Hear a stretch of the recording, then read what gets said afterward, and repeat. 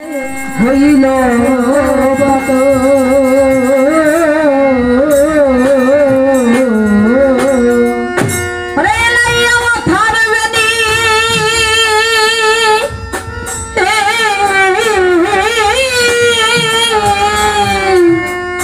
পরে ভূমি তলে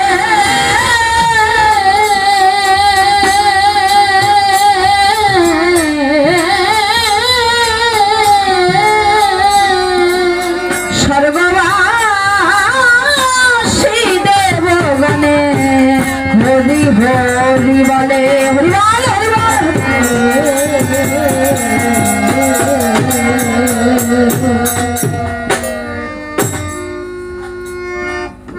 যেই না নিকুম্ভিলা যজ্ঞাগারে লক্ষণ ইন্দ্রজিৎকে বধ করেছে, রাবণ রাজা এই খবর শুনতে পেয়ে সিংহাসন হতে মূর্ছা পড়ল আর কেঁদে কেঁদে বললেন, ওরে ওরে দুষ্টু বিভীষণ, তোর আমার প্রতি এতটাই ক্রোধ ছিল যে শেষে কিনা তুই আমার পুত্রকে হত্যা করে আমার এই বক্ষে পুত্র শোকের আগুন জ্বেলে দিবি।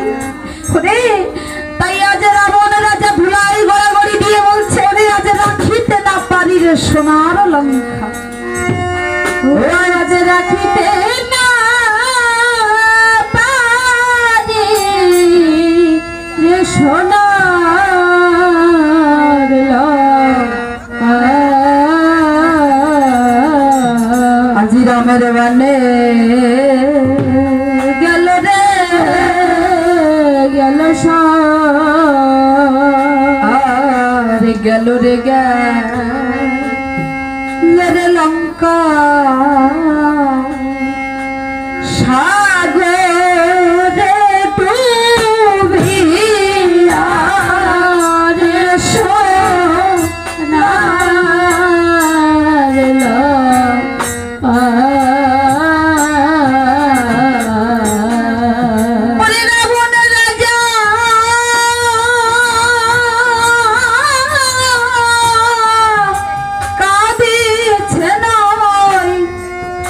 ভুলাতে পড়িয়া রে সোনার লঙ্কা। ওরে কোথা পুত্র ইন্দ্রজিৎ,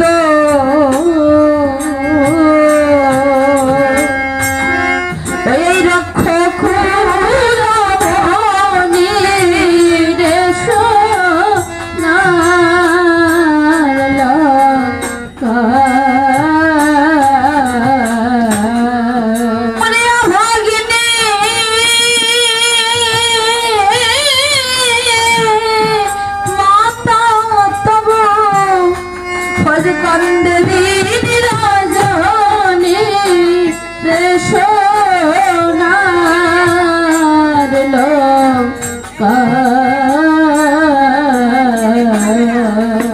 শুধু ভক্তবৃন্দ, যতই হোক সে রাক্ষস, তবু একজন পিতা। তো কোন পিতা কি পারে সম্মুখে পুত্রের মৃত্যু সহ্য করতে?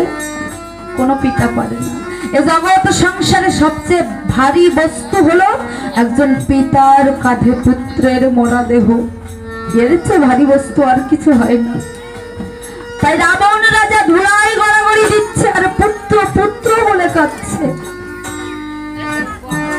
এমন সময় রাবণ বলছে, ওরে ওরে দুষ্ট বিভীষণ, তুই কি ভেবেছিস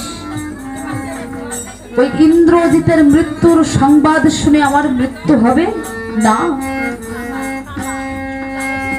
আমি আগে ওই সীতার শিরচ্ছেদ করব, কারণ তার জন্য আমার এই লঙ্কার এই দুর্গতি।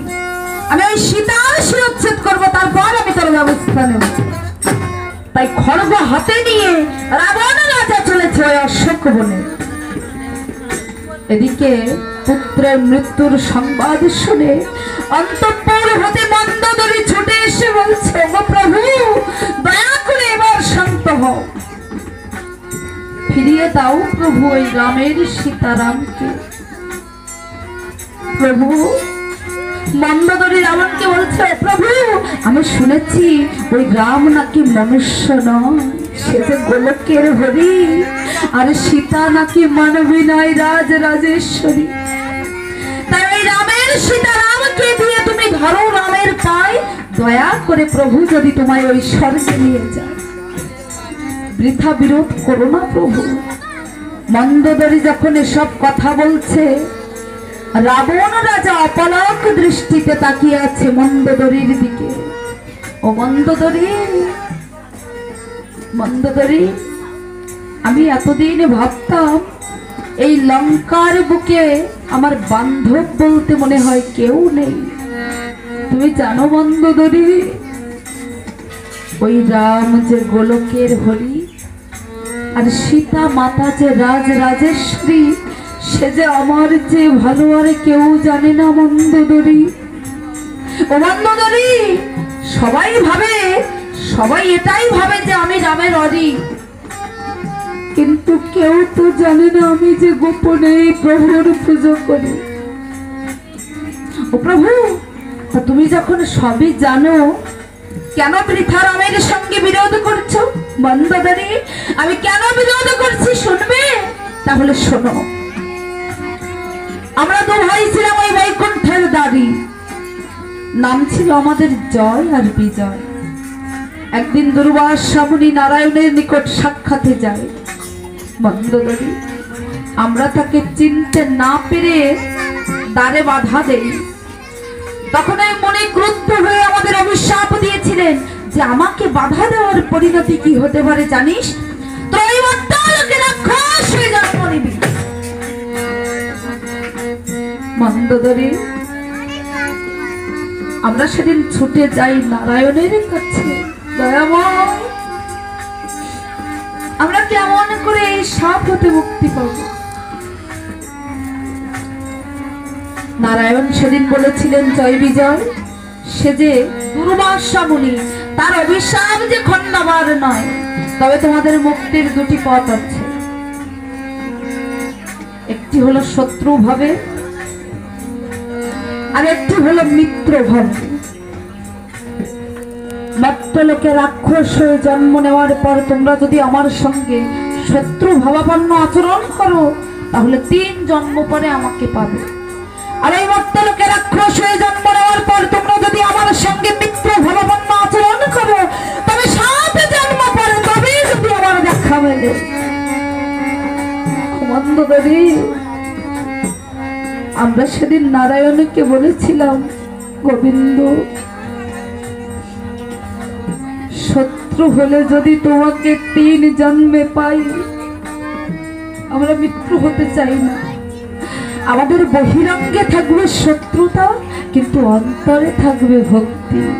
ও মন্দোদরী, সবাই ভাবে আমি রামের রানী, কিন্তু কেউ তো জানে না আমি যে গোপনেই তাদের পুজো করি।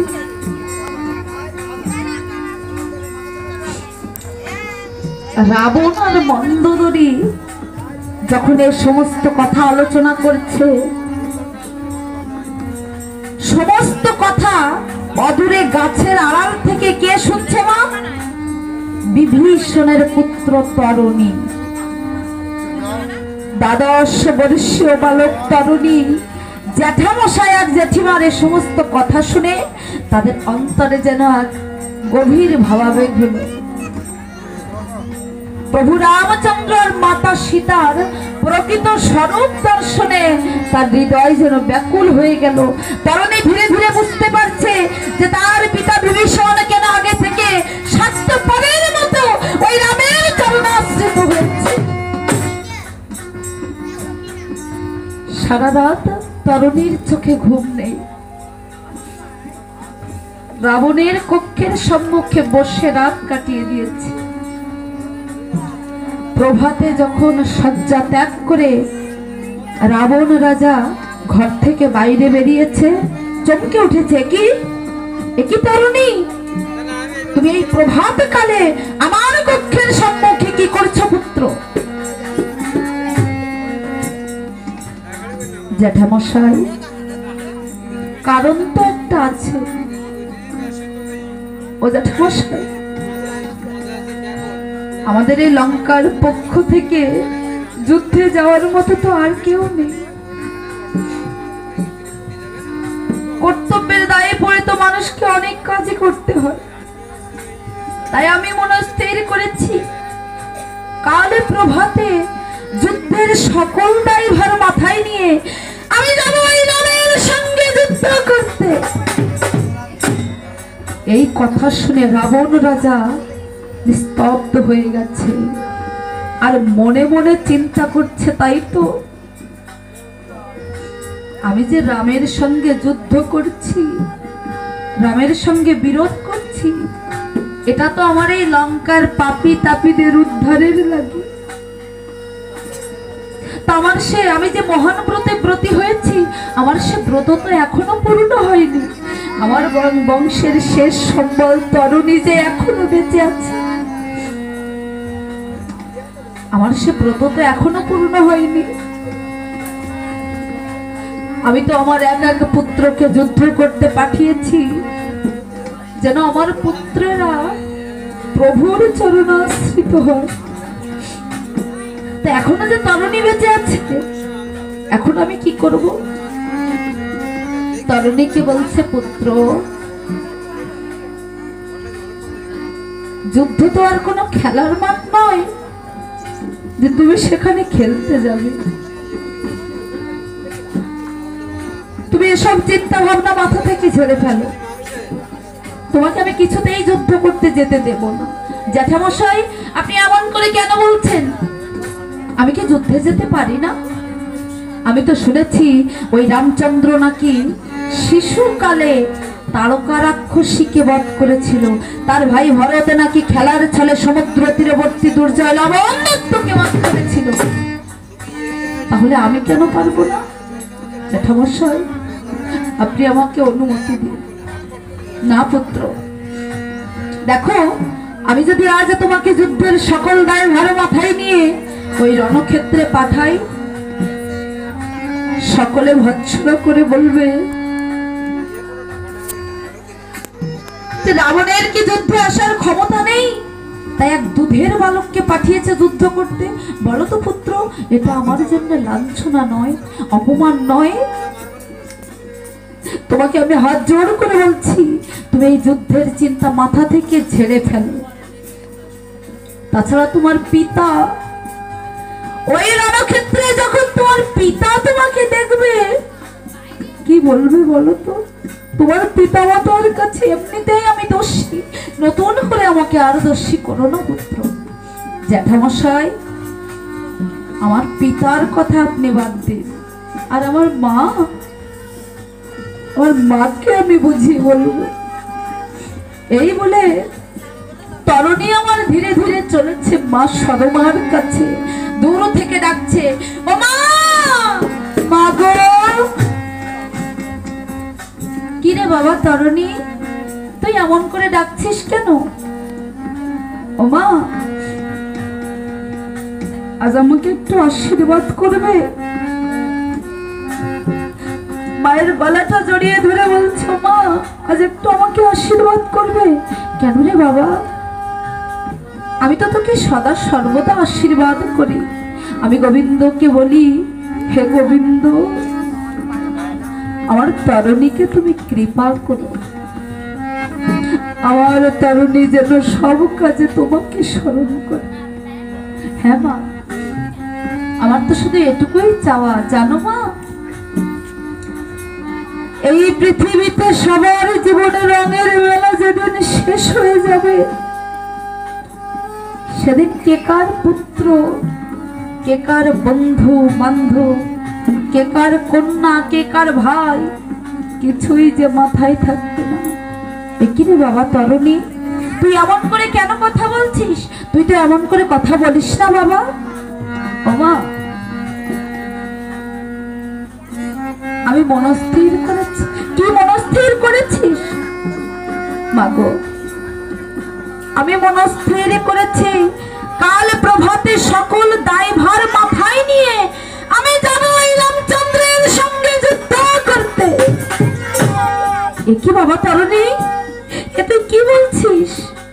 ওরে, আমি তোকে কিছুতেই যুদ্ধে যেতে দেব না বাবা। যুদ্ধে গেলে যে মৃত্যু অনিবার্য। আমি তোকে কিছুতেই যুদ্ধে যেতে দেব না। আমি মা হয়ে কেমন করে তোকে মৃত্যুর মুখে ঠেলে দেব বলতে পারিস বাবা? ও মা, তুমি এমন করে কেন বলছো মা? তুমি জানো মা, প্রভু রামচন্দ্র যে তার সীতারূপ তরণী নিয়ে ওই ভবের ঘাটে দাঁড়িয়ে ডাকছে, ওরে ভক্ত মন, কে কে পারে যাবে চলে আয়, পারের যে সময় হয়ে যায়। হরি বল, হরি বল, হরি বল।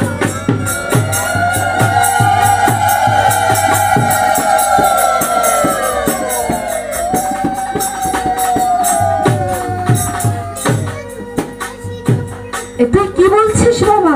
হ্যাঁ মা, তুমি জানো মা, প্রভু রামচন্দ্রকে সে যে গোলকের হরি, আর সীতা মাতা যে কোনো মানবী নয়, সে যে রাজ রাজেশ্বরী। মাগো, তুমি যে জানো না, জানো না শ্রীরাম আমার ব্রহ্ম সনাতন, ত্রিলোক তারণে হেরাম পতি। তুমি জানো না শ্রীরাম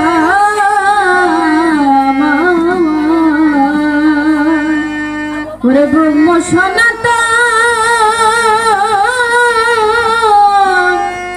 তিলক তারণ হেরাম পতিত পাবন। তুমি জানো না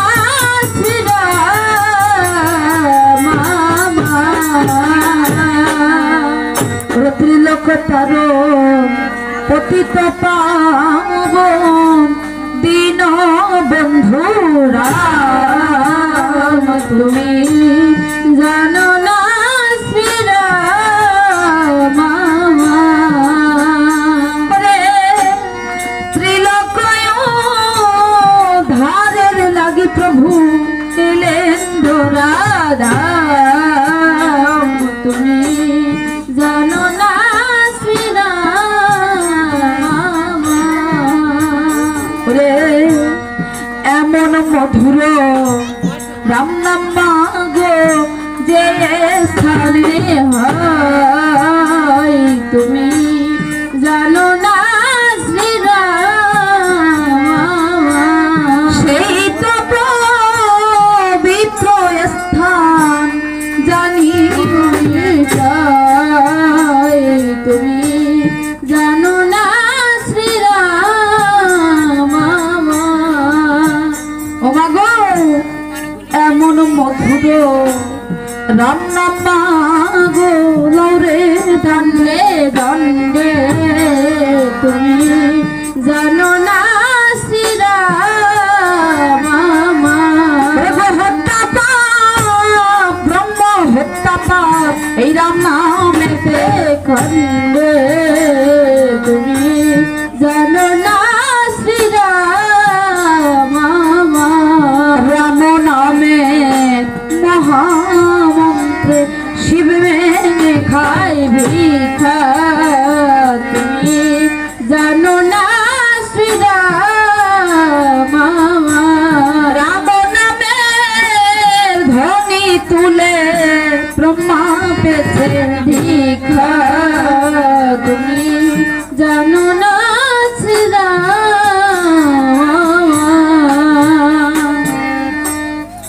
12 বর্ষীয় বালক তরণী যখন মাকে এমনি ভাবে বলছে,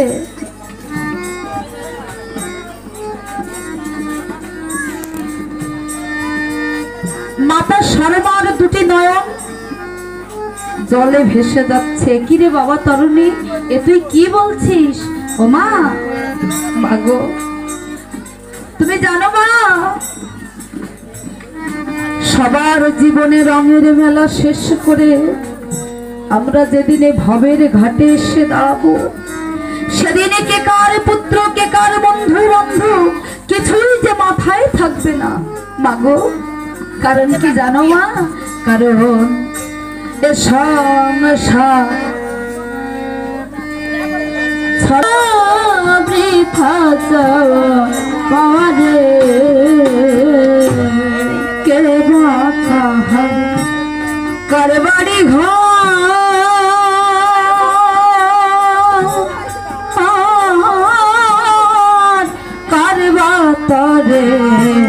কার বাতারে আশা স্ত্রী পুত্র বন্ধু বান্ধব ভোজবাজির বসারে কে বা কাহার কারবারি ঘর কারবা পড়ে আশা স্ত্রী পুত্র বন্ধু বান্ধব ভোজবাজির বসাগো মনরে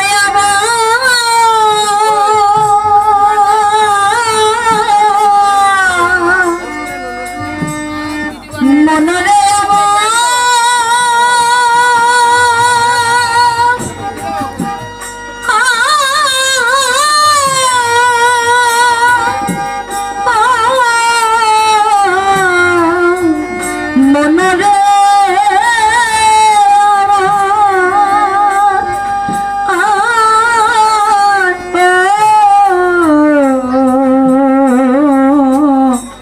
পাগল মন আমার কে বা কাহার কারবারি ঘর কারবা পড়ি আশা স্ত্রী পুত্র বন্ধু বান্ধব ভোজবাজির ব্যবসা গো আর মায়া নদীর সারে এসে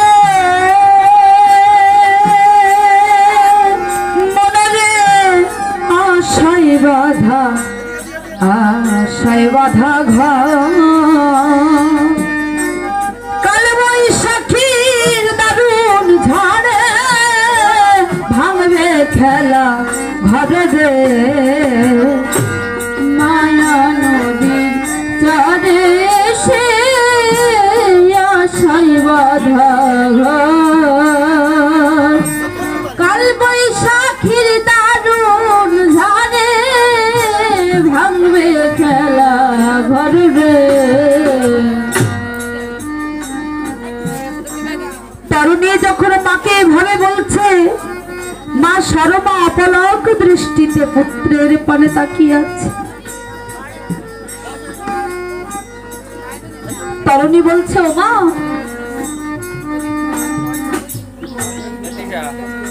কর্তব্যের দায়ে পড়ে মানুষকে অনেক কাজই করতে হয়।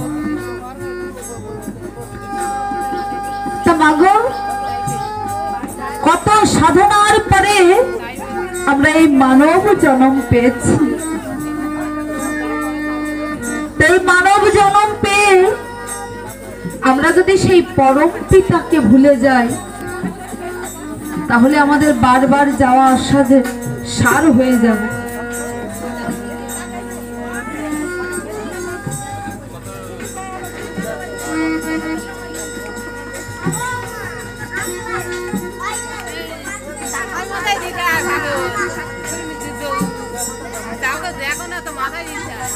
আমাদের বারবার যাওয়া আসা যে সার হয়ে যাবে।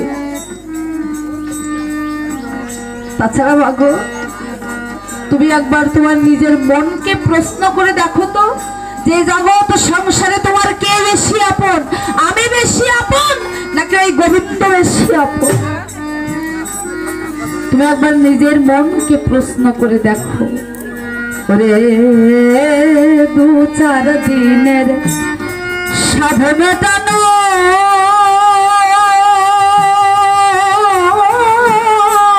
এই না খেলা, এই না খেলা ঘর,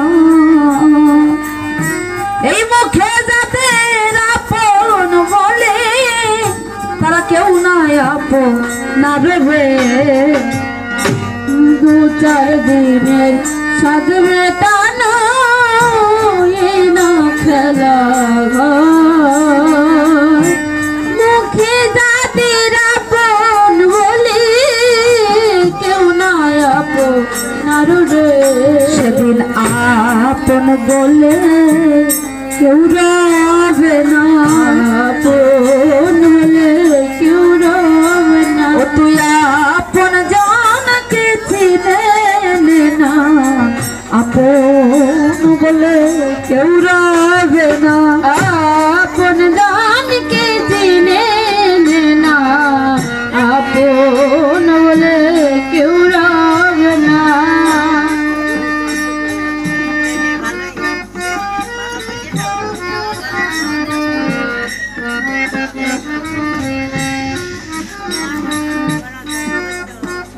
ও মা তুমি তোমার মাতৃ স্নেহে আমাকে আর বেঁধো না মাগো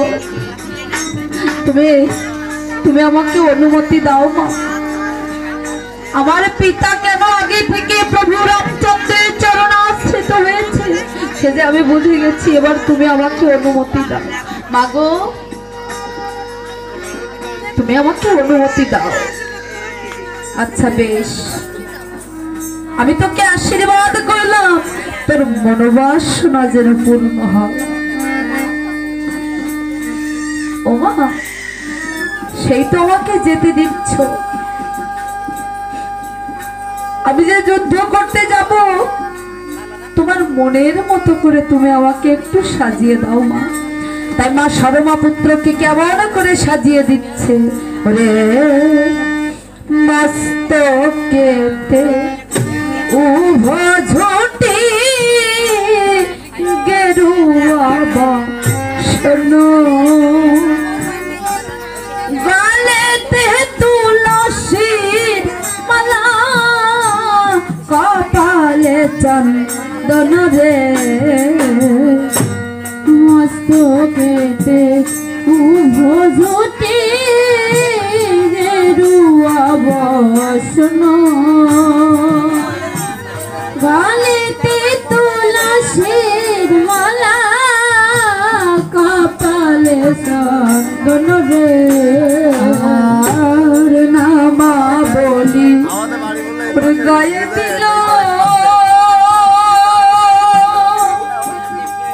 মনরে জনমধু খিলি পুত্রের পানে চেয়ে কাঁদে অভাগিনী রে নামা বলি গায়ে দিল জানো মধুখিনী পুত্রের পানি চেয়ে কাঁদে অভাগিনী রে সেদিন কাঁদে মাতা অভাগিনী কাঁদে মাতা অভাগিনী ওই পুত্রের পানে চেয়ে কাঁদে মাতা অভাগিনী পুত্রের পানে চেয়ে কাঁদে মাতা অভাগিনী মাতা সরমা আমার পুত্রকে কেমন করে সাজিয়ে দিয়েছে মস্তকে উভয় জুটি গেরুয়া বসন বৈষ্ণব বেশ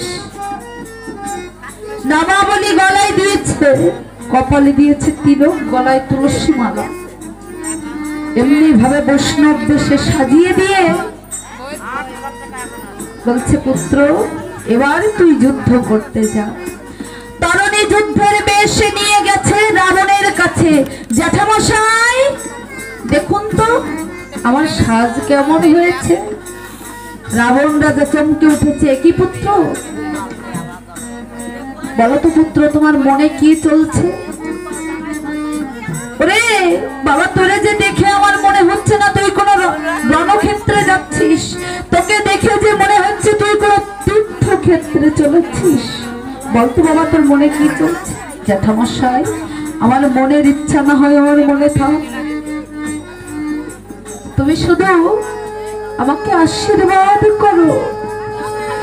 আমি যে উদ্দেশ্য নিয়ে চলেছি রণক্ষেত্রে, আমার উদ্দেশ্য যেন পূর্ণ হয়। রাবণ রাজা তরুণীকে বিদায় দিয়ে মনে মনে দয়াল রামকে ডেকে বলছে, হে দয়াল দীনবন্ধু রাম, আমার বংশের শেষ সম্বল তরুণীকে আমি তোমার কাছে পাঠাচ্ছি। প্রভু, কৃপা করে তুমি আমার তরুণীকে তোমার চরণে ঠাঁই দিও। প্রভু,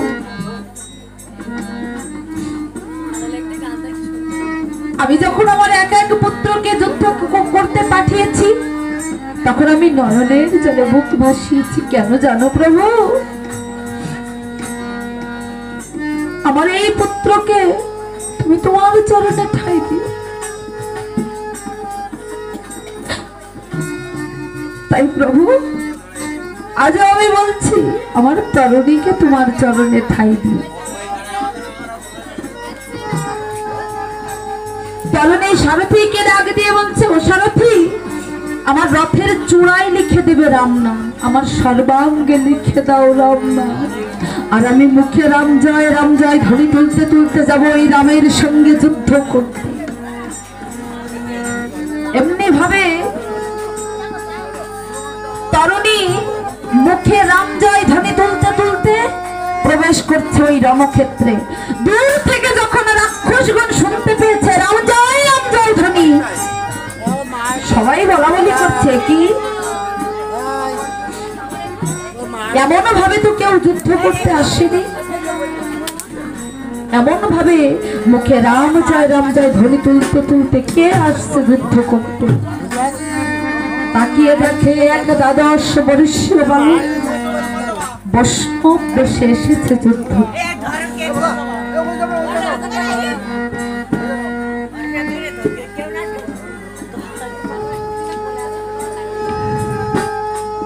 তরুণী যুদ্ধক্ষেত্রে ঢুকেই যেই না প্রভু রামচন্দ্রের দর্শন পেয়েছে, দূর থেকে প্রভুকে প্রণাম করেছে। দয়াময়, আমি এসেছি, তুমি আমার প্রণাম নিও প্রভু।